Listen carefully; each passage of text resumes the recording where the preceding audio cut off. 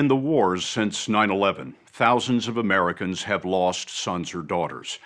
Bereaved parents often become isolated in a familiar world. Friends don't know what to say about a grief no words can touch. There's no term in the dictionary for a parent who's lost a child, so these mothers and fathers call themselves Gold Star parents. It's in the tradition of the military service flag that hung in homes during the World Wars. Each blue star on the banner stood for a loved one overseas. Gold honored those never coming home. Now, some of these families are finding solace once a year in San Francisco in the embrace of the only people who can truly understand, other Gold Star parents traveling the same endless road.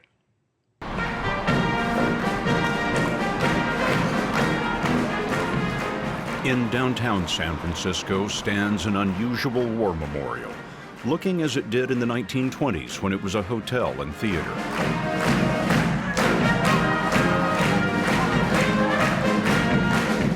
After World War II, Marines wanted a living memorial, so they transformed this into a club that today honors all vets. I look at this building, it's like a ship that sails every February. That once we're inside here, we're safe, we can be ourselves. We don't have to explain to anybody. It's sort of a subliminal language that we all understand. Mary Shea learned the language of loss when her son was killed. It's a language that cannot be translated, and so she and her husband Bill felt they could no longer be understood.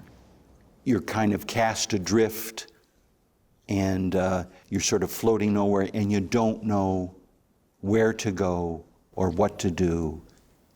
And there they were, understanding better than we understood the support that we needed. The gathering the Sheas attend every year is organized by women who call themselves the Blue Star Moms of the East Bay Area. Blue Stars with sons and daughters who served overseas. About 200 of California's Gold Stars attend this honor and remembrance event, which begins with a reception. The next morning, each of the fallen receives a prayer. A grateful nation acknowledges your sacrifice and prays for your peace. Later, Gold Star parents and counselors lead conversations for smaller groups like single parents and siblings. It's all invitation only, no press. The only pictures we have are from the Marines Memorial Association. Part of the hotel has become a memorial wall where every lost loved one since 9/11 is remembered. 6,846 stories. Tim Shea was 22. He fought 2 tours in Afghanistan and was in Iraq on his 3rd tour there when his vehicle hit a bomb in August of 2005. A Thursday night about 9:30. There was a knock at the door, and we were sort of getting ready to go to bed, and I was in the bedroom, and then I heard Mary's voice. Bill, come here right now, come here, come here, come here. And I went out there, and as soon as we saw them, we knew what we were facing. Saw who? Saw the soldiers. There was a chaplain, there was and two other soldiers who were there to tell us. Tim grew up in Northern California. Dad, a lawyer, Mom, a teacher. How often do you come? Well, I come most every day and just have a little chat with Tim. 10 years ago, at Tim's funeral, Mary noticed women she'd never seen before. Where did these people come from and why are they here? Why do they care? The strangers were Blue Star moms, including Nancy Totman. How many of these funerals have you been to? 42 funerals. And each one is difficult. It just rips your heart out to know that another family, their life, their normal is never the same. I can think of a couple of parents right offhand. Deb Saunders understood their isolation. You can express your sympathy, but you cannot empathize with someone unless you're walking in their shoes. And that's what I knew we had to do was somehow gather these folks together, that they were better equipped in their journey to help one another. To gather the gold stars, Deb Saunders reached out to a tough old leatherneck, retired Marine Major General Mike Myatt, the president and CEO of the Marines Memorial Association. Deb Saunders, she was a Blue Star mom. She came to me one day and she said, I'm worried about the Gold Star moms.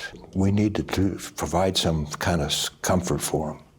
I knew General Myatt had the resources to help us do it, but I also knew he had the heart, and that's exactly what this took. Heart led Myatt to Order the Wall, where you find Senior Airman Jonathan Vega Yellner. He had volunteered after his single mom discovered that he was ditching class in college. And I said, Jonathan, I'm going to give you two options, because you fooled Mommy. You have a choice, Navy or Air Force. Pick one. Yolanda Vega thought those were the safer options. He came over and he hugged me and walked away, and as he's walking straight toward the recruiter, he just went like this. He never looked back. The Air Force gave him maturity and purpose. He served in Iraq, then Afghanistan, and there, safe on base, he volunteered for an Army patrol. There was a bomb. He was 24. I was told that he was killed instantly. Thank you, God. And yeah. My baby. Yolanda barricaded herself behind close friends and family. Blue Star moms sought her out, and she was amazed. Being a Blue Star mother, coming over to a Gold Star mother and hugging, we're their worst nightmare. And yet, they are so willing to be part of our lives and ensuring our well-being. I couldn't have done it without them. Your eyes light up when you talk about them, and I'm trying to understand what it was that you found so uplifting, redeeming about that experience. I knew that my son would always be remembered. And that's one of the biggest fears Gold Star families have, that our children will be forgotten. That's not going to happen. The children, as parents will always call them, are celebrated at tribute tables. Their child lives again in every new introduction. Because when Tim was a senior... We asked a few families to assemble for us their tabletop biographies. This is a picture when she was little. Yeah. Yes.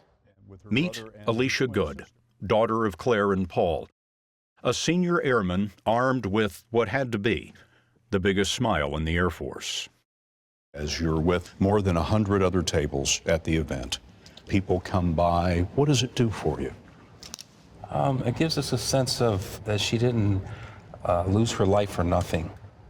In 2006, Alicia Good was on counterterrorism duty near the Horn of Africa when her helicopter collided with another.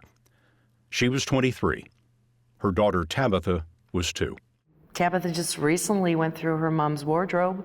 First thing she did was put on her uniform and just looked just like her mom. It was cute. She realizes that her mom's special and that she won't be forgotten. And she tells people, my mommy's a fallen hero. Not a day goes by I don't think about my son. He was Mike Jr. He was my only son. He was my firstborn. Mike Anderson Sr. has been coming to the event all 11 years. When you see that new family come through the door at the next meeting, what do you tell them? Tell them that we love them, we welcome them. Again, we're walking the same dark valley. I know how you feel. It does get a little better over time. People talk about closure. There's never real closure, at least not in my mind. But there are steps forward to ease the pain, to help with that closure. What are those, the steps to ease the pain? Faith, for me.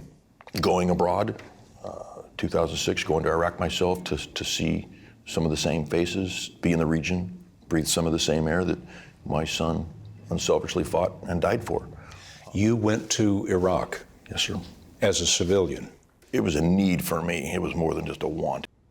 Mike Anderson Jr. joined the Marines the minute he got out of high school. In 2004, 11 days before Christmas, he was shot, retaking the city of Fallujah. The burden that you have is unbearable. At times, yes, sir. But when you come to this event, you take on the unbearable burdens of another 100 families. My son went abroad to help people that he never met, that would probably never ever see again. It's just in some ways it's human nature to want to help others. And people ask me, what do you say to the Gold Star parents? I say, well, you don't have to say anything to them. Just ask them, tell me about your son or your daughter. Man, they'll just talk. They just tell you all they can about the son or daughter. It's really something. I wished I had known this as a young officer, because I went to Vietnam and I had people killed out of my platoon. And I was going to go visit each family. And the very last one was in Kansas. I was visiting them. And I went to the house and the father said, come on in. And the mother, she had on her apron, she said, I just fixed dinner. Would you have dinner with us? I said, no, I'm in a hurry, but I want to tell you about your son. And I told them how he was killed and everything. They really appreciated it. Then won't you stay for dinner? Oh, I'd rather not. I realize now, they wanted to tell me about their son. And I wasn't mature enough to know it. That's why they wanted you to stay. Yeah. And now I know it.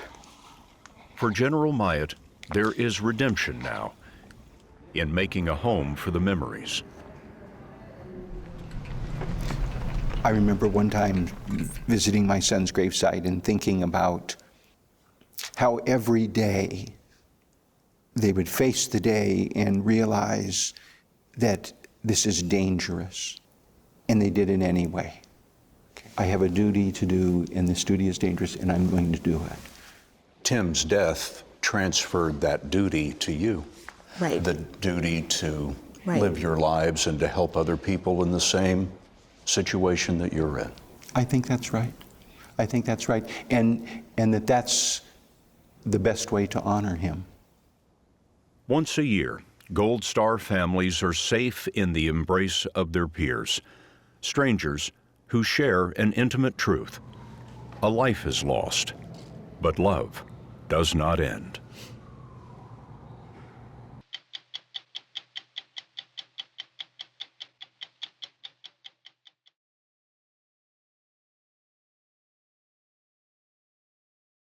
A new medical discovery has profound implications for wounded warriors. It's a previously unknown type of brain injury, uncovered in veterans who are exposed to the invisible wave of energy that erupts from high explosives. The evidence was found in the brains of veterans who died, and tonight we have a rare opportunity to introduce you to one of the vets who made the discovery possible. Retired Army Sergeant First Class Brian Mancini killed himself in 2017 after descending into psychosis.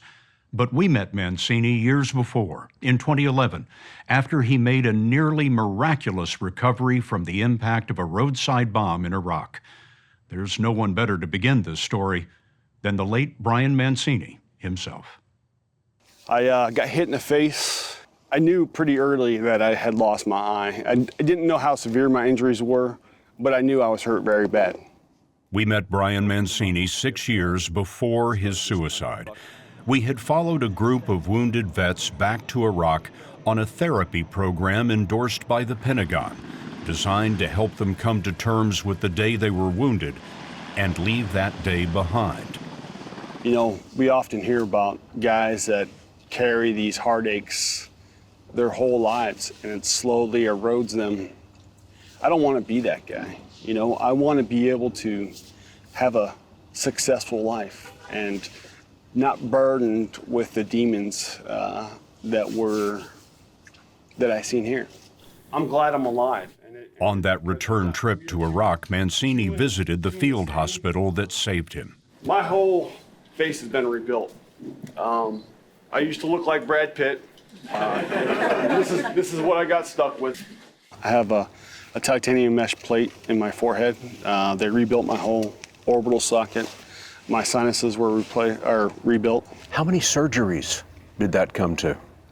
I have no idea. I have no idea. Years of surgeries, pain, and struggle were witnessed by Brian Mancini's brother and sister, Michael and Nicole. Oh, he was a patriot. He loved this country.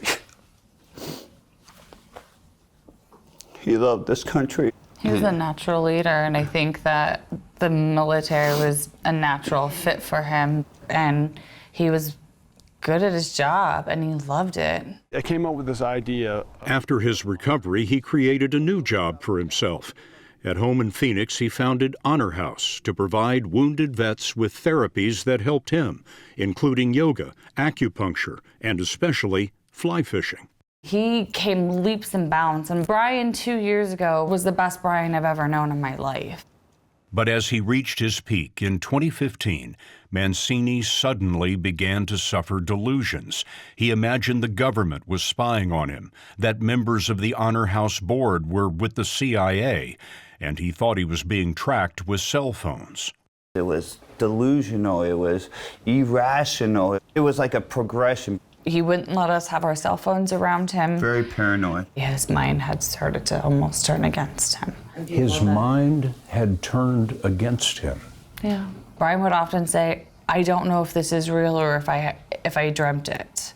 The Honor House board took control of the charity from Mancini. He had been depressed before, but not insane.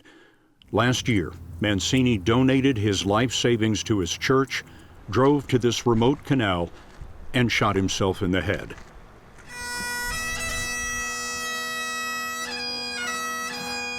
The betrayal of his mind had been so sudden, so shocking, that his family was certain there must be a cause that no one understood. And the first initial thought to me was, I need to find someone who would take my brother's brain tissue for further study and further research. The Mancinis found neuropathologist Dr. Daniel Pearl. Pearl oversees the brain tissue repository at the Uniformed Services University of the Health Sciences, the military medical school in Bethesda, Maryland.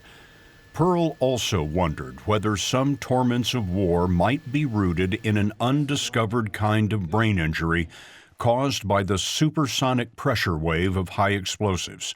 That started in World War I, and we had the whole issue of shell shock, and then in World War II we had battle fatigue, and in Korea we had PTSD. I mean, these were all expressions of responses to being in warfare, much of it being exposed to blast. And we knew nothing about what was going on in the brain.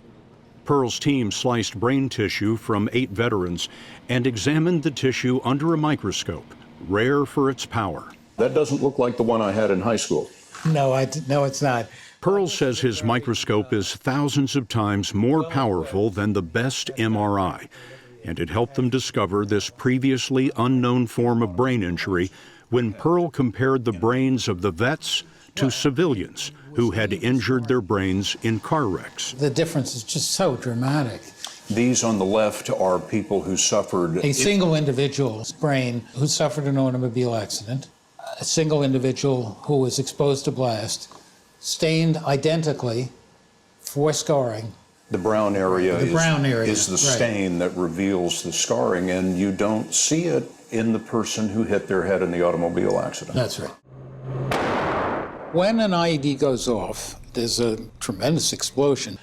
And with the explosion comes the formation of something called the blast wave. And it is sufficiently powerful to pass through the skull and through the brain. And when it does that, it does damage the brain tissue. Do you have a slide of Brian Mancini's brain? Yes, we do. The dark brown is scarring, running along lines where two types of brain tissue meet, the so-called gray matter and white matter. The locations were areas of the brain that had differing densities. This was the interface between gray matter and white matter, between brain and fluid, such as spinal fluid, or brain and blood. Why do you see the scarring where the white matter and the gray matter come together? The white matter have a somewhat higher density than the gray matter, and that's where the energy of the blast wave is released. They bang together. In a sense, yeah. Do you see this scarring at these interfaces throughout the entire brain? We're looking at that now, okay? By and large, yes. Evidence of this scarring was found in all of the veterans, none of the civilians. Do you believe that you're going to find a connection between this and post-traumatic stress disorder? In a sense, we already have. Every case that we've looked at has been diagnosed with PTSD. And what that connection is, the nature of that connection, whether the scarring in the brain leads one to be more apt to develop PTSD, or whether there's so much overlap between the symptoms that one gets with the damage in the brain that it looks like PTSD, we don't know yet. Do you see there's a little tiny hole there? That is an abnormality. Earlier this season, we reported on research by another laboratory into vets who showed evidence of CTE, the kind of brain injury found in football players. Dr. Pearl says his team has discovered something distinct from CTE. Very different, okay? One is a huge blast wave that almost destroys his face, passes through his brain. It's a one-time thing, okay? It's not the sort of daily and weekly impact injury that an NFL player has. The other thing is that our service members are coming home from deployment symptomatic. By and large, CTE in the football player, for instance, occurs in their retirement, after they've played. Years later. Years later, right, they become symptomatic. So the timing of it seems to be a very different proposition. But it's absolutely clear to you that Brian Mancini did not have CTE. That's right. We looked very carefully for CTE in Brian's brain, and he just did not have it. So what you and your colleagues have discovered is something new. Yes, yes, this is new. This has changed thinking about blast exposure and its consequences. We were able to add something to Dr. Pearl's research that he rarely sees, a description of the blast that wounded one of his deceased subjects. Most of my forehead was blasted out. I had a basal skull fracture, along with some fractured vertebrae in my back and some burns and shrapnel. When I was doing the assessment of my injuries, I remember laying down and opening my mouth as wide as possible and reaching in and scraping the debris that had been knocked loose and the blood from my airway so I could breathe. And shortly after that, I lost consciousness. It's just stunning to see this. It's not something I normally get to experience. I mean, that he survived this injury is just remarkable, much less what happened afterwards. Now that the discovery is known, Pearl hopes research can begin into improving the lives of those who suffer with this hidden wound of war. What's your theory today on how this damage manifests itself in a living human being? Well, obviously, wherever there is damage, there must be some loss of function. Persistent headaches. They have problems with sleep. They have problems concentrating, memory problems, swings of mood, anger management problems. The discovery is a lone fact that raises many questions. Can the scarring ever be seen in a living patient? How do the scars affect the mind? And what can be done? If Brian Mancini had come to you in the last year of his life, would you have been able to do anything for him? No, I don't think so. I don't think so. We're not there yet. We have a lot of people now beginning to take it seriously and begin work on it. It's not just us in our lab. It's really been a game changer in terms of our approach to this problem. Dr. Pearl is now searching for preserved brains of World War I veterans to see if the scarring dates to the beginning of widespread use of high explosives in war. Brian Mancini's life was devoted to wounded warriors, first as an Army medic, then in rehabilitation, and now even in death. His work to heal continues. And this is what Brian would have wanted. Oh, absolutely. Without a doubt. Brian's still serving his country. Amen. I wouldn't trade any of these horrendous and horrific experiences for anything. There's a lesson in everything that we endure in life. And if we can clear all the chaos away and all the heartache away, we can receive that lesson. Why was I here? What was this for? Why did this happen? And kind of get some of those answers. And I think that helps in healing long term.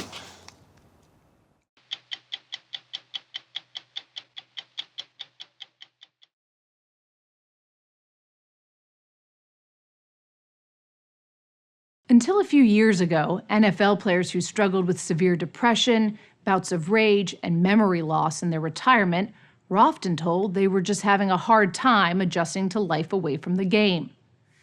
Doctors have since learned these changes can be symptoms of the degenerative brain disease CTE, chronic traumatic encephalopathy, caused by blows to the head. What we're learning now is that CTE isn't just affecting athletes, but also showing up in our nation's heroes. Since 9/11, over 300,000 soldiers have returned home with brain injuries. Researchers fear the impact of CTE could cripple a generation of warriors.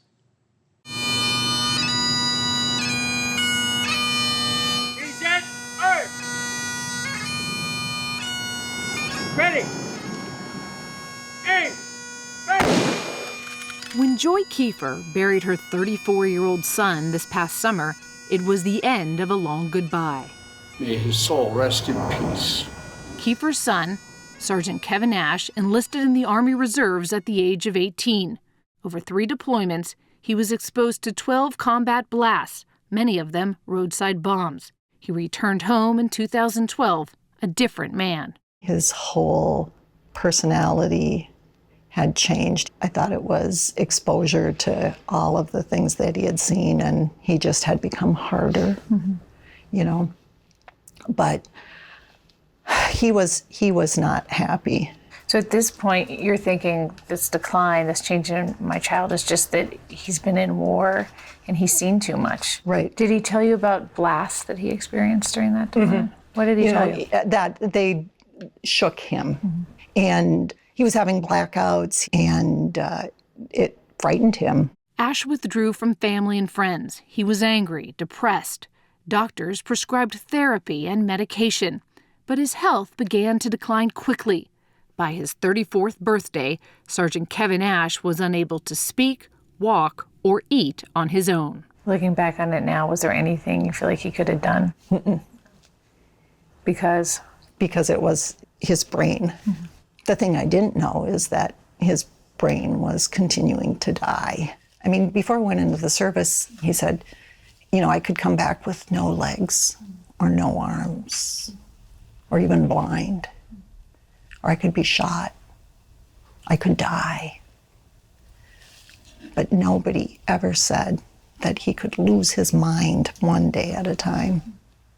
His final wish was to serve his country one last time by donating his brain to science, a gesture he thought would bring better understanding to the invisible wounds of war.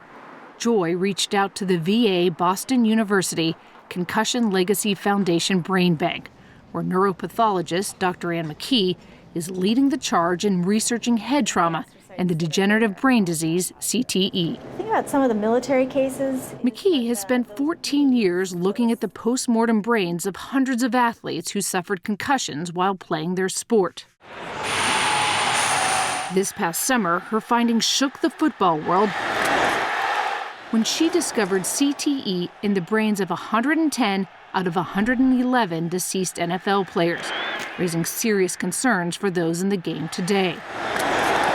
And when Dr. McKee autopsied Patriots tight end Aaron Hernandez, who killed himself after being convicted of murder, she found the most severe case of CTE ever in someone under 30.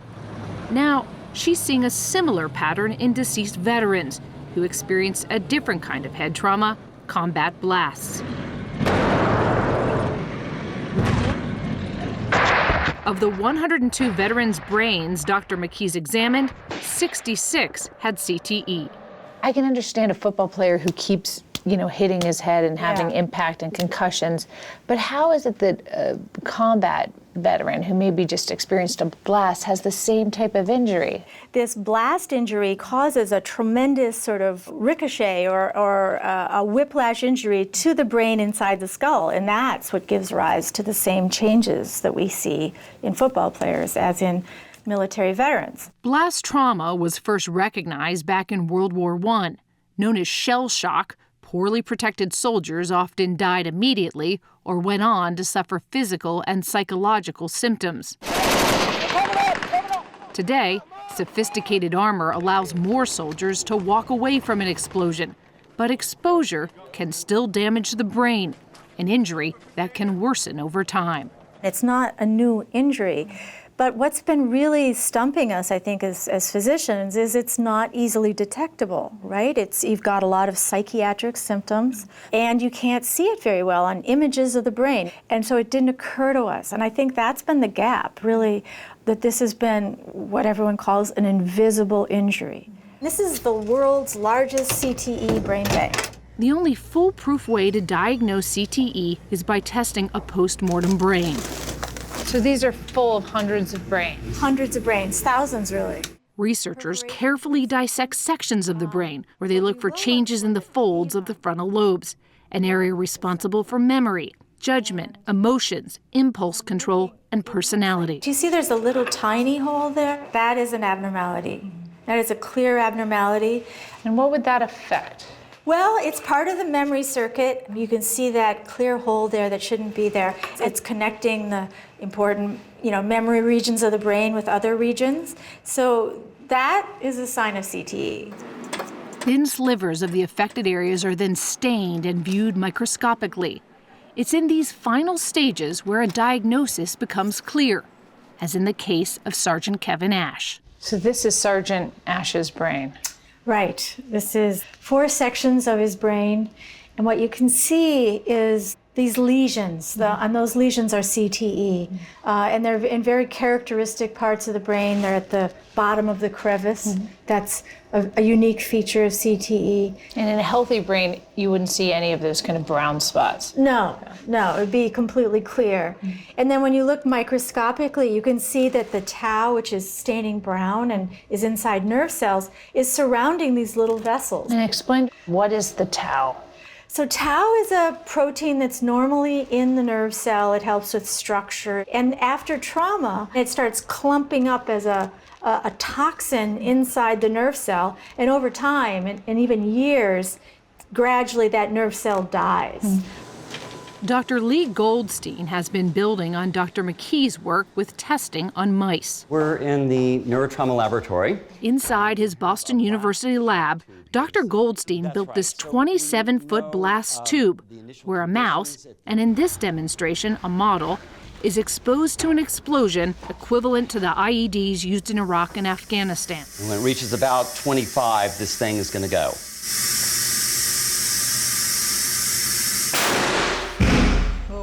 Dr. Goldstein's model shows what's going on inside the brain during a blast. The brightly colored waves illustrate stress on the soft tissues of the brain as it ricochets back and forth within the skull. What we see after these blast exposures, the animals actually look fine, which is shocking to us. They come out of what is a near lethal blast exposure, just like our military service men and women do. And they appear to be fine. But what we know is that that brain is not the same after that exposure as it was microseconds before.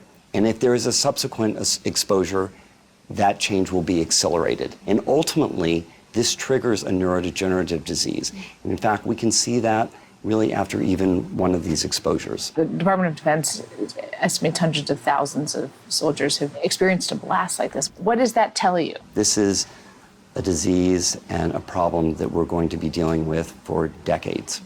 And it is a huge public health problem. It's a huge problem for the Veterans Administration. It's a huge moral responsibility for all of us.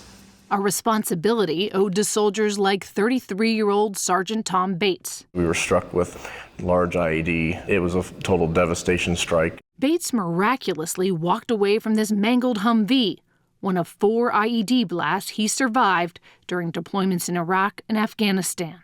Do you remember feeling the impact in your body? Yes. What does that feel like? Just basically like getting hit by a train. And you were put back on the front lines? Yes. And that was it? Mm-hmm. When Bates returned home in 2009, his wife Libby immediately saw a dramatic change. I thought, something's not absolutely right here. Something's going on. For him to just lay there and to sob and be so sad, you know, what do you do for that? How do I help him?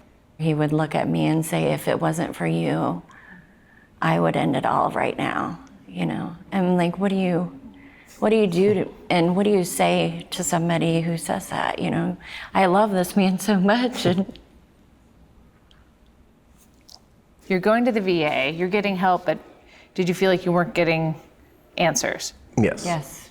And so you took it into your own hands and started researching. I knew the way everything had gone and how quick a lot of my neurological issues had progressed, that something was wrong, and I wanted an answer for it. That led him to New York's Mount Sinai Hospital, where neurologist Dr. Sam Gandy is trying to move beyond diagnosing CTE only in the dead by using scans that test for the disease in the living. By having this during life, this is sort of now gives us, for the first time, the possibility of estimating the true prevalence of the disease. Mm-hmm. It's important to estimate prevalence so that people can have some sense of what the risk is. In the past year, 36 veterans and athletes have been tested for the disease here. Tom Bates asked to be part of it. The injection I'm going to give you has a radioactive substance tracer. That radioactive tracer, known as T807, clings to those dead clusters of protein known as tau, which are typical markers of the disease. Through the course of a 20-minute PET scan, high-resolution images are taken of the brain and then combined with MRI results to get a 360-degree picture of whether there are potential signs of CTE. Scan results confirmed what Tom and Libby had long suspected. On the right, we see a normal brain scan with no signs of CTE. Next to Tom's brain, where tau deposits, possible markers of CTE, are bright orange. Here, these could be responsible for some of the anxiety and depression that he's suffered, and we are concerned that it will progress. My hope is that this study becomes more prominent and gets to more veterans and stuff like that, so we can actually get like a reflection of what population might actually have this. All right, I want to just watch you walk. Okay. There is no cure for CTE. Dr. Gandy hopes his trial will lead to drug therapies so he can offer some relief to patients like Tom. Dr. Ann McKee believes some people may be at higher risk of getting the disease than others. While examining NFL star Aaron Hernandez's brain, she identified a genetic biomarker she believes may have predisposed him to CTE, a discovery that could have far-reaching implications on the football field and battlefield.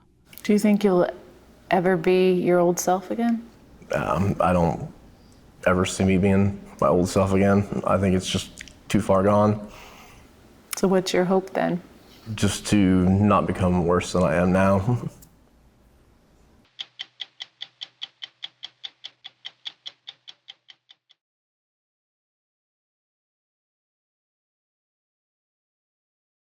We've seen a lot of stories about veterans and post-traumatic stress disorder.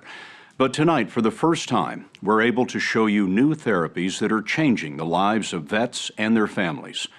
2 million Americans have served in Afghanistan and Iraq. The Veterans Administration tells us that 1 out of 5 suffers from PTSD.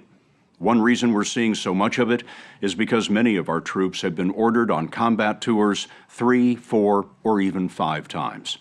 The VA overwhelmed by the need, decided to try new treatments that were originally designed for rape victims.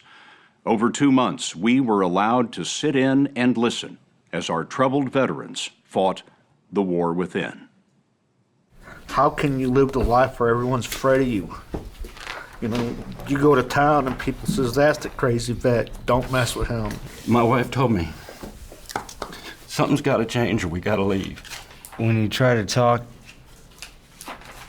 to somebody that hasn't been there, hasn't experienced it, they don't understand. And so you just kind of get laughed at. Yeah. The 16 men around this table arrived via Afghanistan, Iraq, or both. Some are here from Vietnam. I see that I do have, that opportunity to pick myself up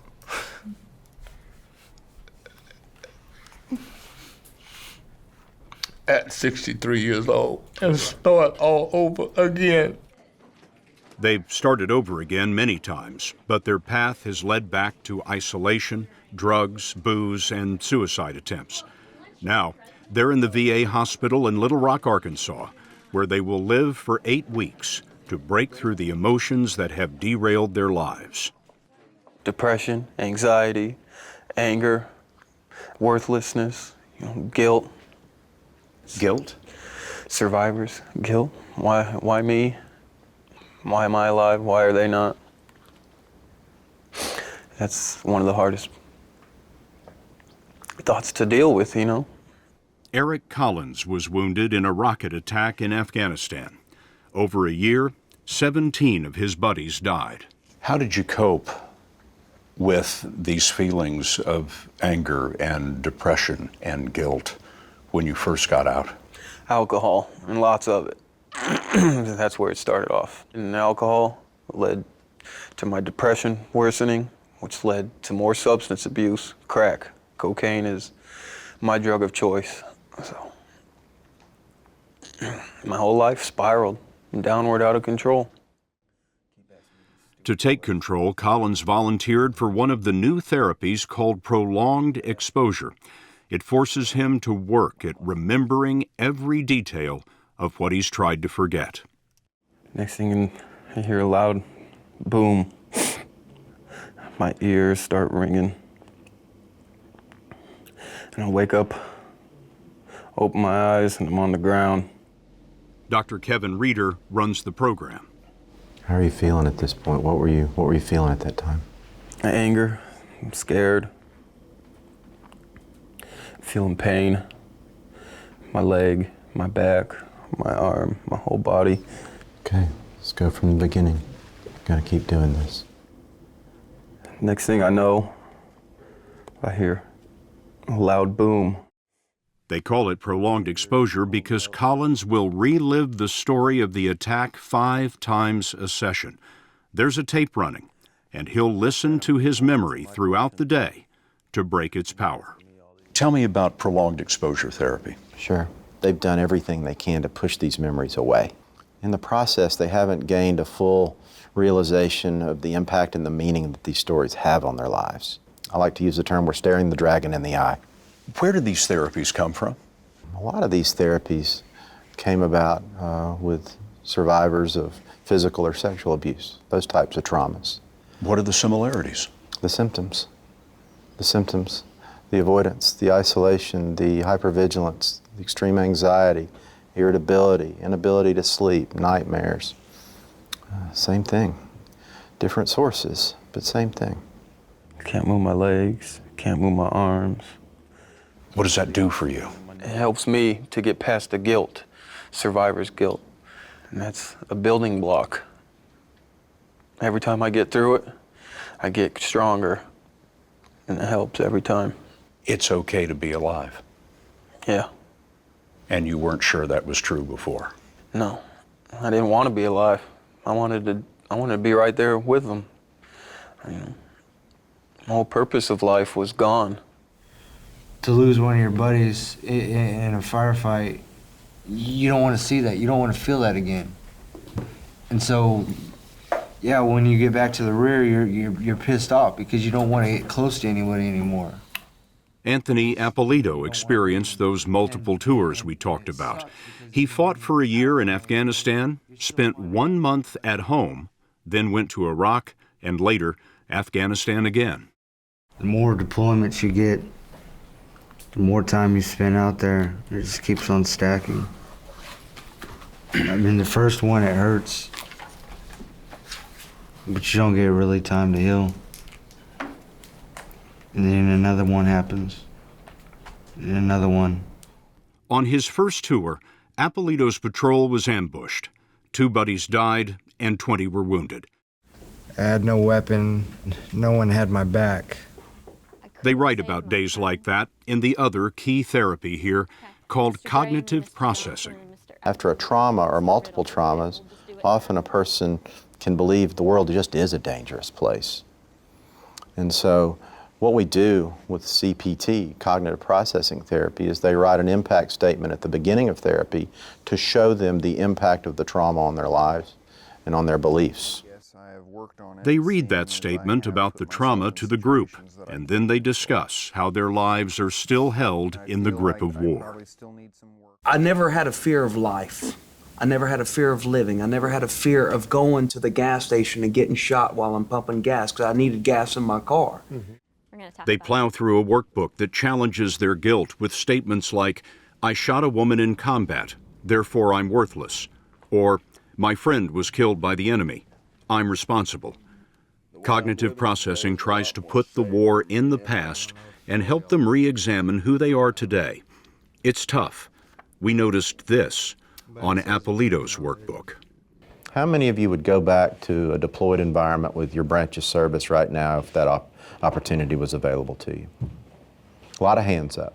Real quick, why are your hands going up so much? You miss everything about it, how hard it was, how bitter you got, how angry and emotional, the things you saw, and you missed that camaraderie, that brotherhood, your buddy. Yes, that downtime, the struggling with things, man, it's everything, but you miss it, you mourn that. It's weird, it's that intimacy, I will never get that back. None of us will ever get that back. Gable Darbone never planned to be part of that brotherhood he mentioned. In 2001, he was out of high school headed to college, but then 9/11 pushed him to an Army recruiter instead. My mom, I remember she was crying in the kitchen. She goes, "Gable, you don't know what it's like for those boys coming back from Vietnam, how hard they had it, and what they came back with." I said, "Mom, it's different though. We got attacked. We got attacked." I said, "I'm volunteering." I said, "I'll take anything. I'm willing to give my life." That's how strongly I felt. Because I joined to serve my country. I joined to protect my freedoms, my future kids' freedoms. Darbone was one of the most thoughtful people we met. He served in Afghanistan and Iraq. One day, his unit was clearing a house. It exploded, and 2 buddies were burned. You can get angry, get mad. We get very angry. And we took it out on certain people, and you enjoyed it at the time. You did.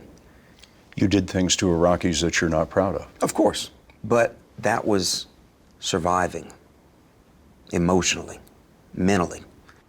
I was never a violent man. I became different, slowly. We all have that instinct, that survival instinct. And that survival instinct is very real. At home, the survival instinct didn't let go. Darbone was like most other vets here. Certain triggers brought the instinct back. The smell of diesel returned him to his combat outpost. Crowds made him fearful. I started isolating. I couldn't do anything. My dad had to come over and mow my lawn. Mom had to come over and pay my bills. I wouldn't leave my house for a day or 2. I didn't want to make small talk. I didn't want somebody to ask me, "Hey, how you doing?" I didn't like those words. I got very secluded, like a recluse. For 9 years, Darbone told himself he was okay or would be okay. And then the folks at work urged him to get help. This was Darbone after 7 weeks of self-examination, as they all prepared to go home. And when I went in, I had a heart. And I volunteered. I don't blame nothing on anybody. I don't blame nothing on myself.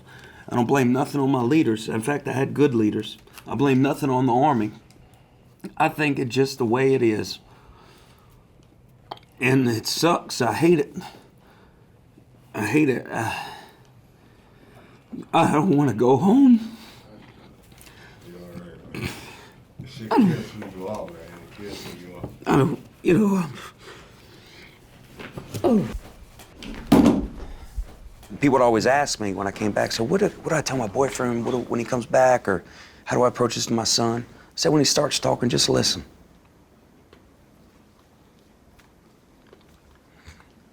Yeah, don't judge it. You know, just listen. There is probably a soldier or a Marine sitting alone watching this on television right now. Thousands of them, I'd imagine. And to them, you would say what? I hope you can find the courage to get help, because all you're doing is killing yourself. And you don't have to live like that. There is good people in this world that are willing to help you, and it's been the hardest thing for me to do, but I wouldn't have changed coming here for the world. In our 2 months here, 28 men sat around the table. 3 couldn't endure it and dropped out. The VA finds that nationwide, about 77% graduate from this with a drop in their PTSD symptoms. It's progress, but they also have a saying around here: there is no cure. I don't think there is a cure for what we're talking about. We're talking about living and putting people more in touch with their lives and emotions and good days and bad days. This isn't cancer. We can't go get it. We have to teach people that they can live with this and live a valued life, a life they want. After 8 weeks here, how you doing? How am I doing? I don't know yet. That's an honest answer. But I know deep down inside, things will work themselves out.